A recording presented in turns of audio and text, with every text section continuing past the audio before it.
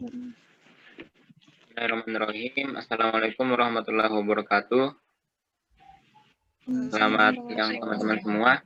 Jadi di sini kami akan mempresentasikan materi mengenai menganalisis tujuan pendidikan matematika dan kaitannya dengan fisika, kimia, dan biologi.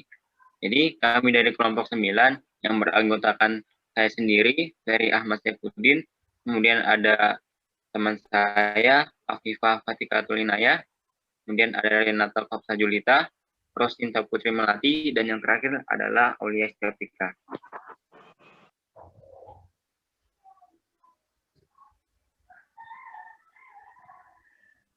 Ini ada beberapa hal yang akan kami sampaikan terbagi menjadi 4 sub materi. Yang pertama ada tujuan pendidikan matematika, yang kedua adalah pendidikan matematika berkaitan dengan fisika, yang ketiga adalah pendidikan matematika berkaitan dengan kimia, dan yang keempat adalah pendidikan matematika berkaitan dengan biologi. Lanjut.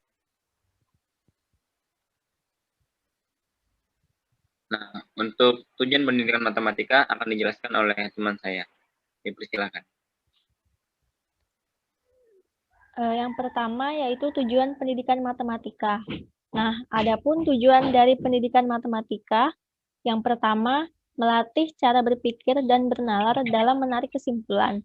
Misalnya, melalui kegiatan penyelidikan, eksplorasi, eksperimen, dan sebagainya. Yang kedua, mengembangkan kemampuan memecahkan masalah. Yang ketiga, mengembangkan aktivitas kreatif. Nah, aktivitas kreatif ini melibatkan imajinasi, intuisi, dan penemuan dengan mengembangkan pemikiran divergen, orisinil, rasa ingin tahu, membuat prediksi dan dugaan, serta mencoba-coba. Dan yang keempat, yaitu mengembangkan kemampuan menyampaikan informasi atau mengkomunikasikan gagasan. Antara lain melalui pembicaraan lisan, grafik, peta, diagram, dalam menjelaskan gagasan tersebut.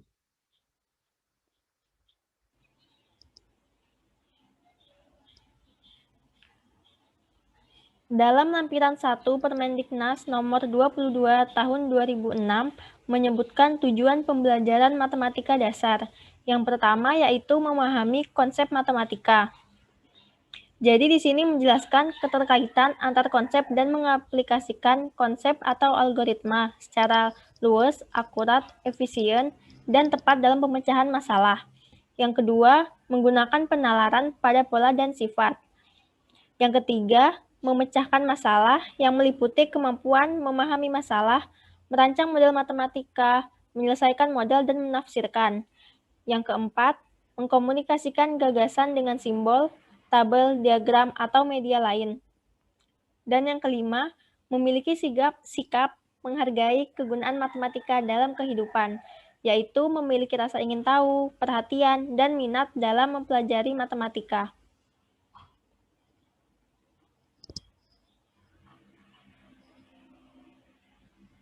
Kemudian materi selanjutnya yaitu pendidikan matematika berkaitan dengan fisika yang akan saya jelaskan sendiri.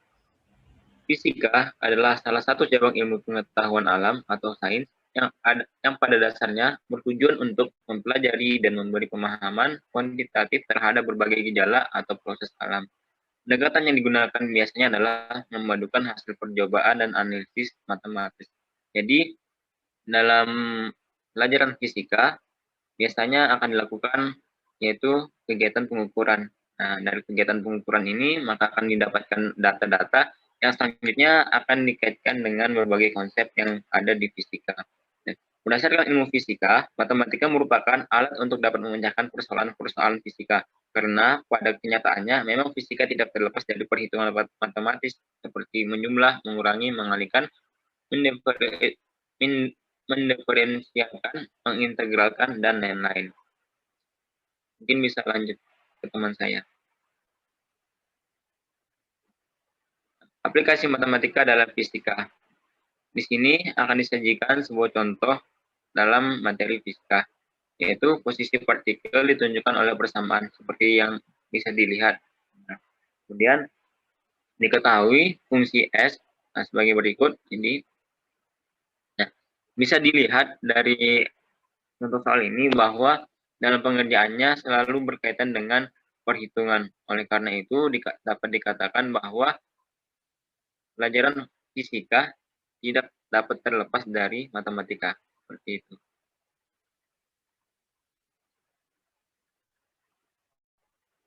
Mungkin bisa lanjut.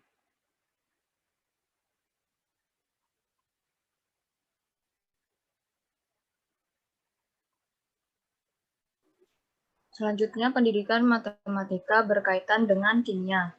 Jadi, kimia adalah ilmu yang mempelajari mengenai komposisi dan sifat atau materi dari skala atom hingga molekul, serta perubahan atau transformasi, serta interaksi mereka untuk membentuk materi yang ditemukan sehari-hari. Nah, ilmu kimia tidak dapat dilepaskan dari matematika.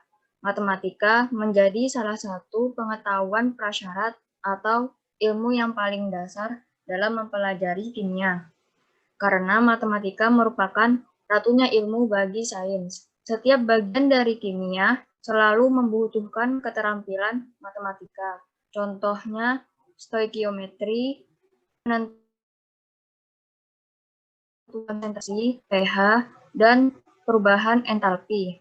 Sebelum memahami pokok bahasan kimia, diharuskan terlebih dahulu untuk memahami konsep dasar matematika yang diperlukan pada pokok bahasan kimia tersebut, agar memudahkan pemahaman konsep-konsep kimia yang memerlukan penalaran matematis. Pada dasarnya, dalam ilmu kimia diperlukan matematika yang meliputi penjumlahan, pengurangan, perkalian, pembagian, akar, logaritma, diferensial, integral, deret, dan sebagainya. Hubungan antara kimia dan matematika dapat dilihat dalam penyelesaian beberapa persoalan di bidang kimia yang sering mengalami kendala-kendala dan kemudian dapat diatasi dengan penerapan konsep-konsep matematika di dalamnya.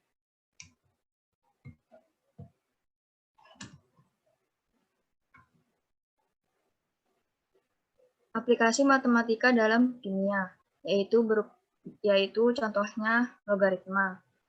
Logaritma merupakan aplikasi matematika dalam kimia. Logaritma adalah operasi matematika yang merupakan kebalikan dari eksponen atau pemangkatan. Logaritma maupun anti-logaritma sering digunakan untuk menyelesaikan perhitungan kimia. Pembahasan deret keasaman melibatkan bilangan-bilangan yang sangat kecil. Untuk menghindari penggunaan bilangan-bilangan yang sangat kecil itu, maka seorang kimiawan bernama Sorensen mengajukan konsep pH. Aplikasi matematika dalam kimia menentukan pH dengan menggunakan logaritma. Dengan salah satu contoh soalnya yaitu suatu larutan memiliki konsentrasi ion H+ sebesar 1 dikalikan 10⁻⁷ molaritas. pH-nya adalah titik. Nah, jadi ini ditanya pH-nya. Diketahui H+ sama dengan 1 dikali 10⁻⁷. Dalam permasalahan soal ini, kita terlebih dahulu harus memahami konsep dari logaritma, yaitu log AB sama dengan log A ditambah log B. Selanjutnya,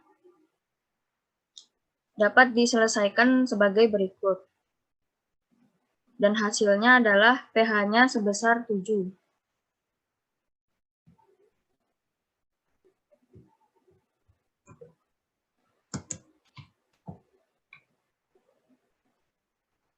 Selanjutnya akan dijelaskan oleh Rosinta.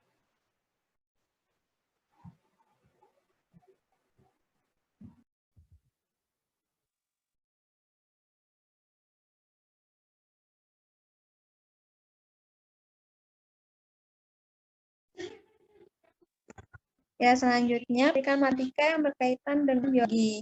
Nah, dalam biologi ini disediakan sebagai ilmu pengetahuan yang mempelajari segala hal yang berkaitan dengan kehidupan, mulai dari manusia, tumbuhan, hewan, dan serta lingkungan tempat hidupnya. Nah, untuk pemanfaat ilmu biologi ini yang pertama ada pemanfaatan dalam pertanian.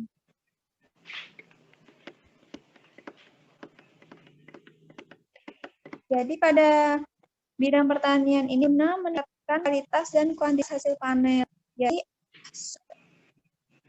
Jadi dalam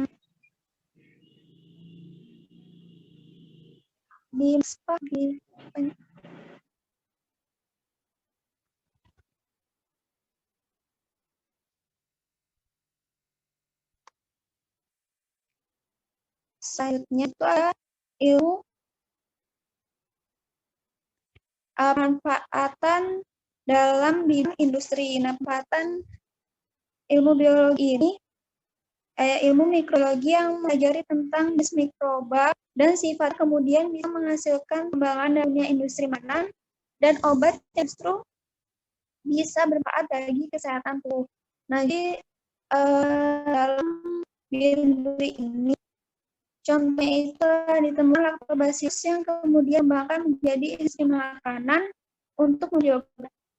Nah, contoh lainnya itu ada sekitarnya produk seperti kecap, matahari koko, dan roti yang semuanya itu memanfaatkan peran mikroorganisme. Nah, yang ada pemanfaatan dalam kedokteran. Jadi pengembangan cabang-cabang ilmu biologi ini mengembangkan berbagai jenis obat serta vaksin yang bisa menyembuhkan berbagai jenis penyakit. Nah, seperti saat ini dalam kedokteran ini di seluruh dunia lomba-lomba untuk menemukan vaksin untuk menghentikan penyebaran virus corona. Nah, untuk selanjutnya ada pemanfaatan dan kesehatan. Nah, untuk ilmu untuk pemanfaatan biologi ini banyak sekali manfaat di bidang kesehatan, contohnya seperti ilmu anatomi yang mempelajari tentang struktur kita, biologi yang mempelajari tentang tubuh dan fungsi tubuh, histologi yang mempelajari tentang jaringan tubuh, dan masih banyak lagi. Next.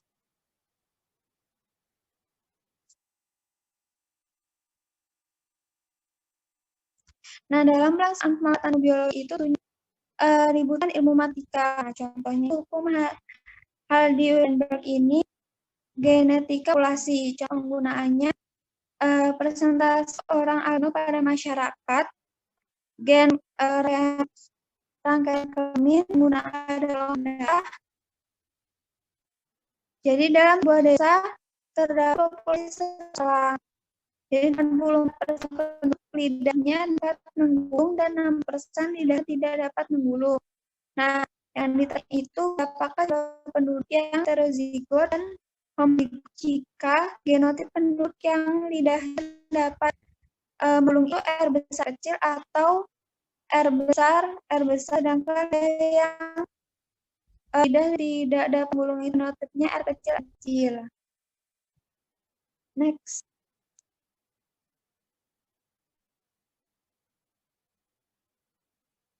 Nah, untuk pencahayaan sendiri itu frekuensi gen itu akan simbol P dan barangnya itu disimbolkan dengan I. Nah, untuk ini dapat dinyatakan secara matematis seperti bawah. P ditambah Q itu sama dengan 1, itu frekuensi alelnya. P ditambah Q dikali dengan P ditambah Q sama dengan 1 frekuensi negatifnya. Kemudian kita kalikan hasilnya menjadi P kuadrat ditambah PQ ditambah Q kuadrat sama dengan 1. Nah, di mana R besar sama dengan P kuadrat, R besar R kecil itu 2 PQ, dan R kecil itu Q kuadrat. Kemudian diketahui bahwa Q kuadrat itu tadi 16% atau 0,16.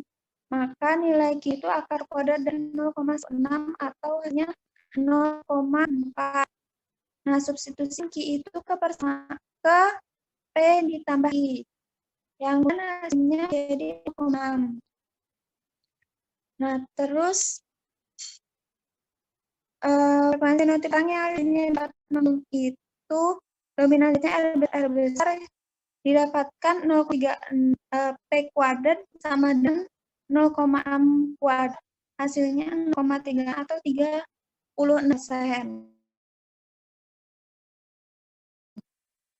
Lanjut, Pak.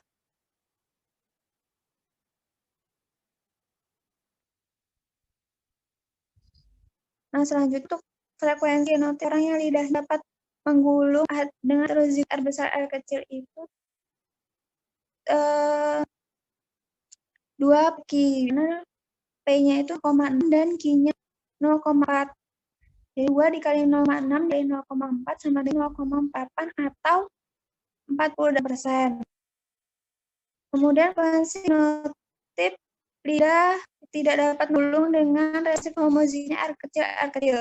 Itu Q kuadrat sama dengan 0,4 kuadrat, jadi 0,16 atau 16%. Nah, jadi pada matematika ilmu biologi ini penggunaan set aljabar, samaan kuadrat, dan perbandingan rasio dalam persen. Sekian.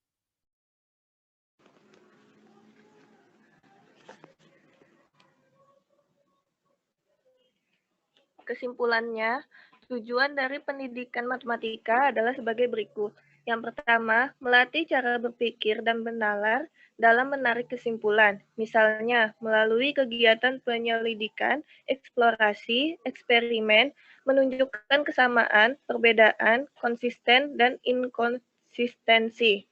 Yang kedua, mengembangkan aktivitas kreatif yang melibatkan imajinasi, intuisi, dan penemuan dengan mengembangkan pemikiran divergen, orisinil, rasa ingin tahu, membuat prediksi, dan dengan serta mencoba-coba. Yang ketiga, mengembangkan kemampuan memecahkan masalah. Yang keempat, mengembangkan kemampuan menyampaikan informasi atau mengkomunikasikan gagasan antara lain melalui pembicaraan lisan, grafik, peta, diagram dalam menjelaskan gagasan. Matematika, biologi, kimia, dan fisika merupakan ilmu dasar untuk mengembangkan ilmu terapan. Matematika dan ilmu pengetahuan alam saling berkaitan dan tidak bisa dipisahkan, sehingga bidang keilmuan pada industri yang bermanfaat untuk kehidupan. Matematika memegang peran utama sebagai ilmu dasar atau bisa disebut dengan ratunya ilmu, sehingga permasalahan-permasalahan yang secara matematis pada semua bidang tertentu khususnya fisika, kimia, dan biologi dapat diselesaikan dengan konsep matematika. Baik, mungkin itu apa yang dapat kami sampaikan. Terima kasih atas perhatiannya. Mohon maaf apabila ada kata-kata yang kurang berkenan. Sekian dari kami. Assalamualaikum warahmatullahi wabarakatuh. Selamat siang.